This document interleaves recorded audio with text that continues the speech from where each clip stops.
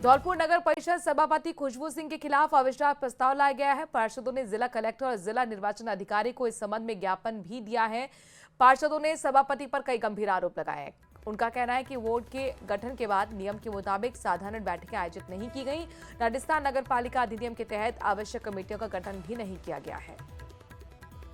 जल भराव की समस्या, सीवर की समस्या और आमजन इतना त्रस्त है, ना रोडों से आदमी निकल सकता है, ना पब्लिक आ जा सकती है, ना रोडों पे आप वाहन चला सकते हो। उन सबको नकार के ये फालतू के कामों में लगे हैं।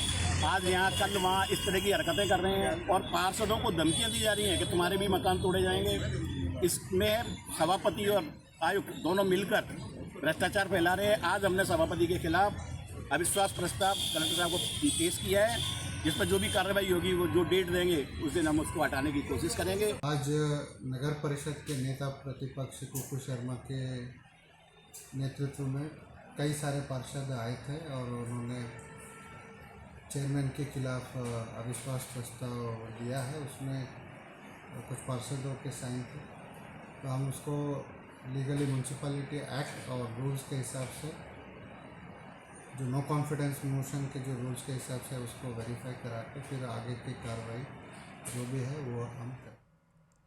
चित्तौड़गढ़ जिले के मेवाड़ के कृष्णधाम श्री सांवलिया सेठ भक्तों की आस्था और भेंट देने की अनोखी परंपरा हमेशा यहां चर्चा में रहती है। किसी ने चांदी का मकान चढ़ाया तो किसी ने पेट्रोल पंप, मोबाइल और फसलें तक चढ़ा दी, लेकिन इस बार जो चढ़ावा सामने आया है उसने सभी को चौंका दिया।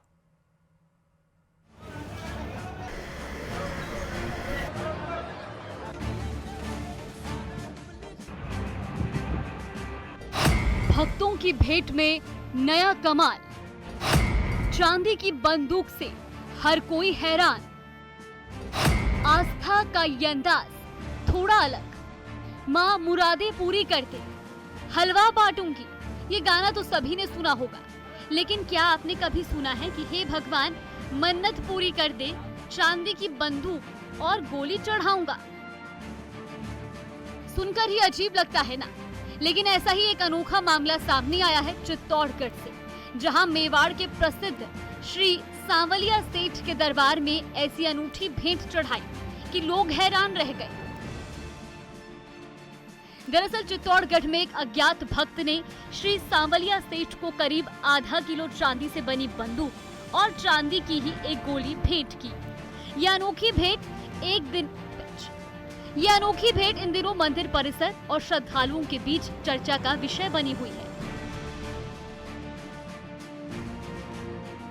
चांदी की बंदूक का वजन लगभग 500 ग्राम है। बंदूक को बारीकी से तैयार किया गया है। हालांकि बंदूक देने वाले भक्त ने अपनी पहचान सार्वजनिक नहीं की, लेकिन उसकी आस्था का ये अंदाज निश्चित ही सबका ध्यान खींच रहा है।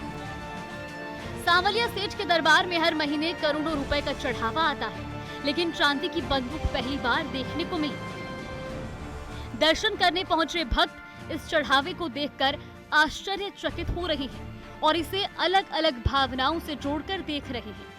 कुछ लोग इसे शक्ति और सुरक्षा का प्रतीक मान रहे हैं, तो कुछ इसे श्रद्धा का नया रूप कह रहे हैं। मंदिर प्रशासन ने इस खास चढ़ावे को स्वीकार कर भंडार में रखवा दिया है। हालांकि इस चढ़ावे के पीछे भक्त की भावना क्या रही, ये तो वही जानता है, लेकिन इस भेंट की चर्चा आने वाले समय में भी बनी रहेगी। चित्तौड़गढ़ से न्यूज़ 18 राजस्थान के लिए पीयूष मुंदड़ा की रिपोर्ट। खबर बीकानेर के लूड़करणसर से है, जहां पर अवैध खेजड़ी काटने की सूचना पर पहुंची रेंजर मोहिनी चौधरी पर पेट्रोल डालकर उन्हें जिंदा जलाने की कोशिश करने और स्टाफ के साथ जमकर मारपीट करने का मामला सामने आया है। रेंजर मोहिनी चौधरी के मुताबिक खोडाला गांव में वन विभाग की टीम ने अवैध खेजड़ी काटने पर कार्रवाई की, लेकिन टीम को देखकर गाड़ी ड्राइवर चाबी लेकर मौके से फरार हो गया और फिर गाड़ी को जब अन्य ड्राइवर के साथ स्टाफ लेकर आ रहे थे तो गाड़ी को ड्राइवर शेखसर और गाँव में कृष्ण गोदारा के घर गाड़ी को रोक दिया और लकड़ियां खाली कर दी।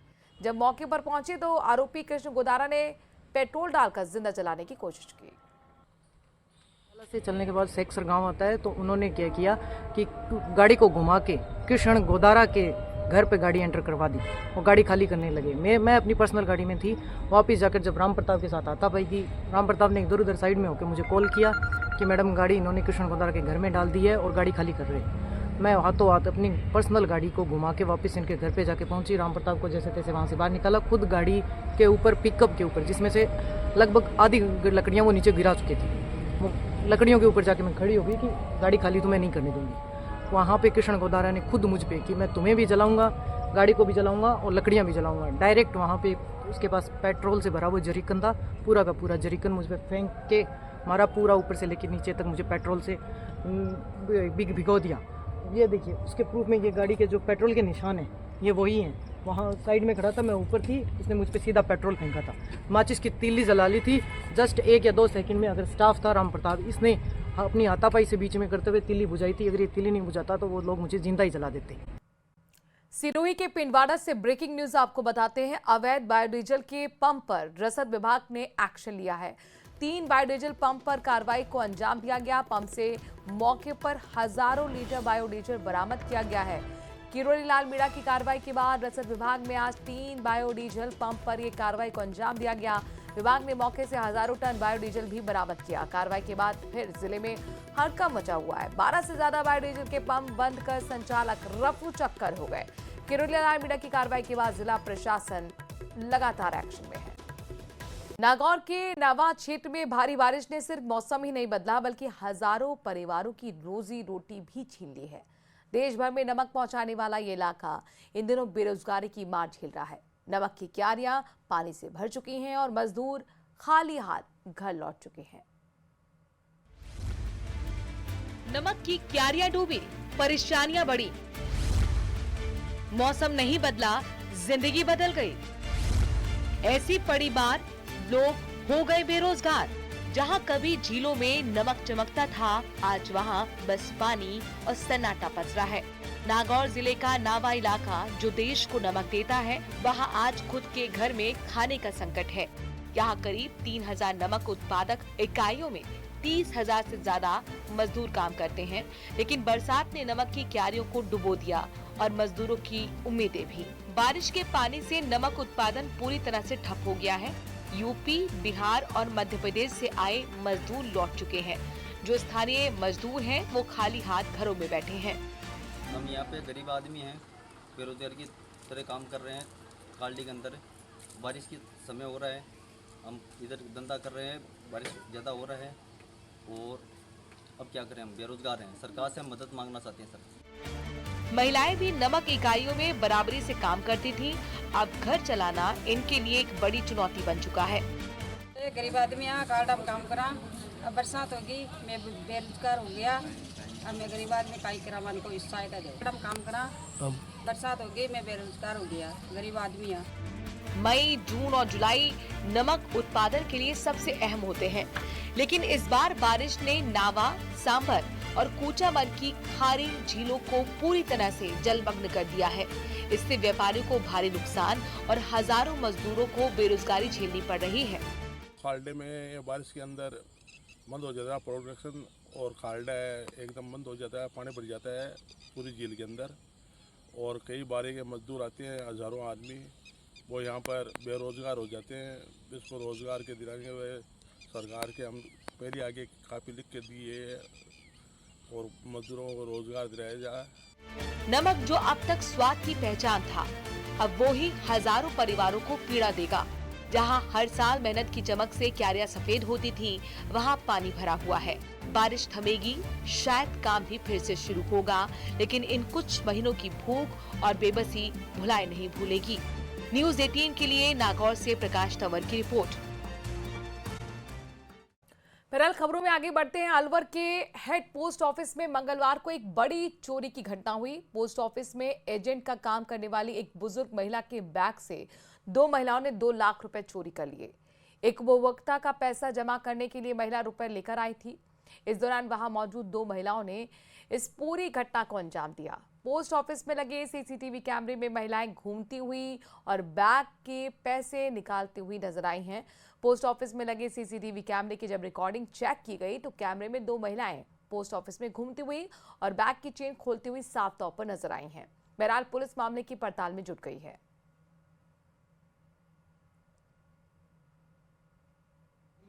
आज दिनांक 22 जुलाई को सुबह करीबन 10:15 बजे करीब मम्मी हमारे यहाँ से घर से 2 लाख रुपए लेके गई हैं। एक कस्टमर के रेलवे स्टेशन उसका खाता है, उसमें पैसे जमा करने थे 2 लाख रुपए। उसने 2 लाख रुपए मेरी माताजी ने भतीजे को, मेरे भतीजे करण को 2 लाख रुपए उन्होंने करीबन 10:30 बजे करीब उसको दिए हैं और वो लेके रेलवे स्टेशन पोस्ट जमा कराने के लिए गया है। इसी दरमियान 15 मिनट से 2 लेडीजें जो मेरी माताजी के आसपास बैठी हुई थी और उनकी रेकी कर रही थी। उन्होंने सारा माजरा देखा, कितना पैसा लेके जा रहा है बच्चा और कहाँ रख रहा है। जैसे ही वो बच्चा पोस्टरी से बाहर निकला तो उन्होंने उसके बैग की चैन खोली है, जो कि कैमरे में कैप्चर हुआ है। उसके बाद वो बच्चा पोस्ट ऑफिस भी गया है, वहाँ से वापस आया है, उसके पीछे रैकी करते हुए वापस आई है और उन लेडीजों ने 2 लाख रुपए बच्चे के बैग से पार कर। कानून का इकबाल तभी बुलंद रहता है जब अपराधियों के मन में कानून का खौफ रहता है। इसीलिए पुलिस अपराधियों का उन बाजारों में जुलूस निकालती है जहां वो उगाही का अपना नेटवर्क चलाते हैं, पब्लिक पर धौंस जमाते हैं। देखिए रिपोर्ट।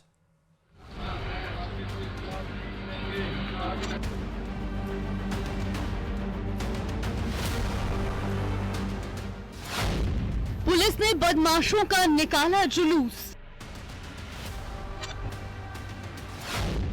गिड़गिड़ाए गुंडे, जनता की बंधी आस, अपराधियों में भय, आमजन में विश्वास। अपराधियों में भय और आमजन में विश्वास तभी बरकरार रहता है जब पुलिस अपने कर्तव्य का निष्ठापूर्वक पालन करती है, अपराधियों को उनकी औकात बताती है। ऐसी ही 3 तस्वीरें आपके टीवी स्क्रीन पर।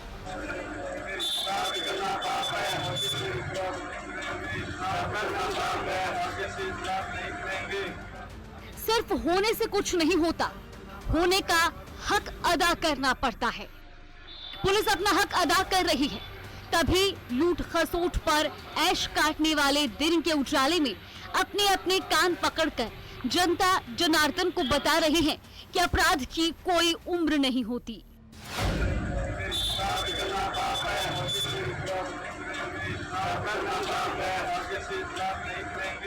कानून का प्रहार होता है तो सारी हेकड़ी धरी की धरी रह जाती है, सारी बतौलेबाजी हवा हो जाती है।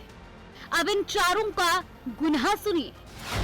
29 जून की वारदात, पत्नी के साथ दुकान से घर लौट रहे एक व्यापारी को निशाना बनाया। आरोपियों ने अपनी गाड़ी आगे लगाकर व्यापारी की गाड़ी रोकी, कार में तोड़फोड़ की, दंपत्ति की आंखों में मिर्च डालकर 4 लाख रुपए, मोबाइल फोन, बही खाता लूट ले गए। तफ्तीश में जुटी हनुमानगढ़ पुलिस ने चारों आरोपियों को दबोच लिया, जबकि 3 अभी भी फरार चल रहे हैं। जगदीप सिंह, प्रमोद, सुखविंदर सिंह उर्फ निक्का व मनोज को बापरदा गिरफ्तार किया गया था, जिन्हें जेसी करवाया गया। जेसी करवाने के पश्चात उनकी शिनाख्त परेड कराई गई। बाद शिनाख्त परेड कल दिनांक को उनको 4 पीसी पर पुनः प्राप्त किया गया और जिनसे बरामदगी व गृह अनुसंधान जारी है। डंडा ऐसा पड़ा कि शरीर अपना स्वभाव भूल गया। ये देखिए, अपराधियों से सलीके से चला भी नहीं जा रहा। लाल सोच से झांपदा थाना पुलिस ने बुजुर्ग से सोने की मुर्गी छीनने के मामले में दोनों आरोपियों की गिरफ्तारी कर ली है और उनका जुलूस निकाला। पुलिस ने आरोपियों से चोरी की गई मुर्गी भी बरामद कर ली। दौसा की सैंथल थाना पुलिस ने बुजुर्ग महिला के साथ लूट की वारदात को अंजाम देने वाले शातिर बदमाश दीपक सपेरा को गिरफ्तार किया है। आरोपी को गिरफ्तार करने के बाद मंगलवार को पुलिस जब उसे मौका तस्दीक कराने लेकर गई तो बाजार में आरोपी का जुलूस निकलता देख आसपास के लोगों ने पुलिस जिंदाबाद के नारे भी लगाए। पुलिस प्रशासन जिंदाबाद, पुलिस प्रशासन जिंदाबाद। इन तस्वीरों से एक बात साफ है, भय बिनु होए न प्रीति। समाज तभी अपराध मुक्त हो सकता है जब अपराधियों के मन में कानून का खौफ हो, अपराधियों में भय और आमजन में विश्वास बना रहता है। Bureau report, news 18 Rajasthan. दरअसल कल निम्बाहेड़ा के दौरे पर रहेंगे मुख्यमंत्री भजनलाल शर्मा और कई विकास कार्यों का इस दौरान शिलान्यास करते हुए नजर आएंगे। 2:45 पर कॉलेज ग्राउंड हेलीपैड पर उतरने का उनका कार्यक्रम है। 2:55 पर वो कृषि मंडी प्रांगण निम्बाहेड़ा पहुंचेंगे, जहां पर शिलान्यास और लोकार्पण समारोह में हिस्सा लेंगे। आम सभा को संबोधित करने का भी कार्यक्रम मुख्यमंत्री का रहेगा। तो कई बड़ी सौगातें निम्बाहेड़ा के लोगों को देने जा रहे हैं मुख्यमंत्री भजनलाल शर्मा। कल उनका खास ये दौरा रहेगा। अपने दर्शकों को बता दें कि एक आम सभा को भी संबोधित करने का कार्यक्रम है। महत्वपूर्ण होगा देखना क्या संदेश यहां पर निम्बाहेड़ा के लोगों के लिए मुख्यमंत्री देते हैं। लेकिन कुल मिलाकर खास दिन निम्बाहेड़ा के लोगों के लिए, चूंकि मुख्यमंत्री का न सिर्फ दौरा है बल्कि इस दौरान यहां पर करोड़ों रुपए की परियोजनाओं का लोकार्पण और शिलान्यास भी मुख्यमंत्री करेंगे। और आज की बड़ी खबर बताते हैं जयपुर से। दरअसल प्रदेश में वन स्टेट वन इलेक्शन को लेकर यह अहम खबर है। दिसंबर में बताया जा रहा है कि पंचायत निकाय चुनाव एक साथ हो सकते हैं। पंचायत पुनर्गठन को लेकर बनी कैबिनेट सब कमेटी की आज बैठक हुई, जिसमें बातचीत हुई। मंत्री अविनाश गहलोत भी इस बैठक में मौजूद रहे और उनके जरिए जानकारी निकलकर सामने आई है कि कैबिनेट सब कमेटी ने रिपोर्ट तैयार करने की प्रक्रिया शुरू कर दी है। तो प्रदेश में इस साल दिसंबर में पंचायती राज संस्थानों और शहरी निकायों के चुनाव एक साथ कराए जा सकते हैं। पंचायतों के पुनर्गठन को लेकर बनी सब कमेटी, जो कैबिनेट सब कमेटी है, उसके सदस्य मंत्री अविनाश गहलोत का कहना है।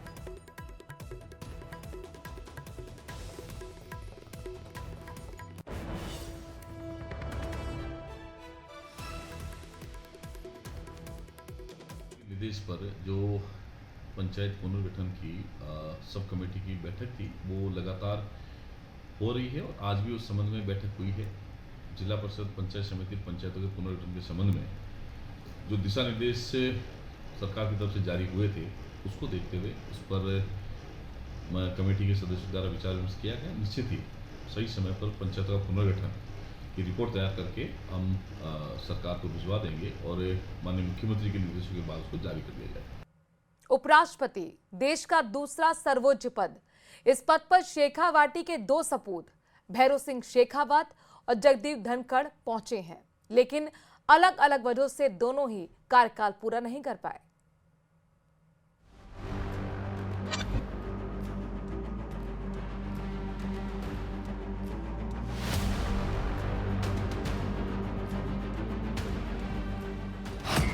शेखावटी के दो लालू ने किया कमाल। भैरों सिंह शेखावत, जगदीप धनखड़ ने उपराष्ट्रपति का पद किया हासिल, लेकिन दोनों ही दिग्गज पूरा नहीं कर पाए कार्यकाल। ये कैसा संयोग?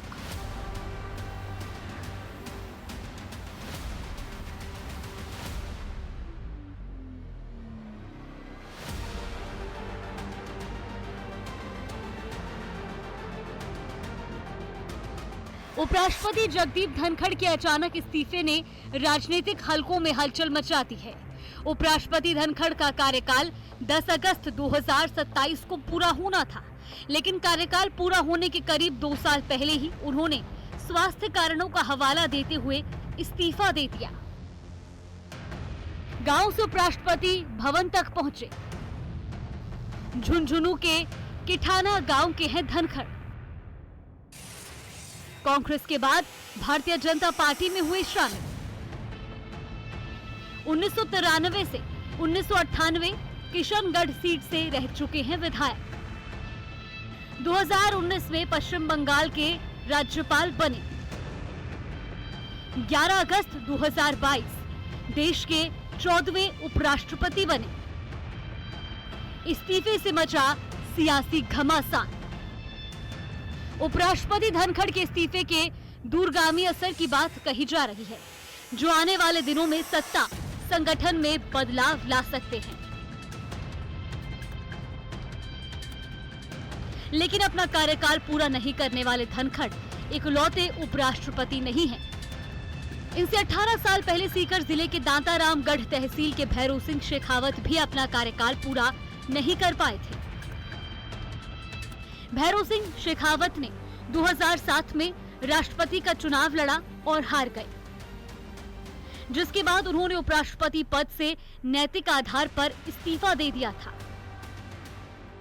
तब 21 दिन तक उपराष्ट्रपति का पद रहा था खाली।